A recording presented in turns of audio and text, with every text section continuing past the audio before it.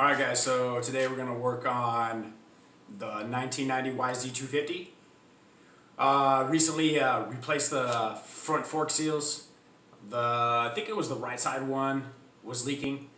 And when I opened it up, the bushings were worn out. So of course, being on a budget, I just slapped it back together with some new seals, and lo and behold, what happened? It still leaked. So I went and found a cheap set of bushings and actually new seals and everything at Chaparral Motorsports. It was like 35 bucks or something like that, so it was a pretty good deal. I should have looked at it before. Never thought to look at Chaparral. I actually always look on Amazon, and like on Amazon for that year bike, I think the seals were like 30, 40 bucks. And then if you get the bushings, it was like, I think they don't even sell it by itself, so you had to get a whole kit. It was like 60, 70 bucks. So somehow I found out from Chaparral Motorsports, and it wasn't even on sale. It was just a regular price. So I got I think it was a generic set, so I'll put the link below. But I'm going to go back into it. Done what I should have done in the first place, is replace the bushings because they're worn out. But I figured it's a good opportunity to show you guys how to do a build on it.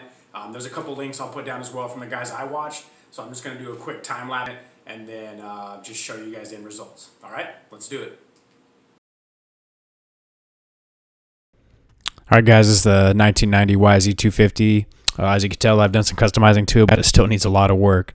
So what I'm showing you right here is this is going to be the fork that we're going to rebuild in the video today.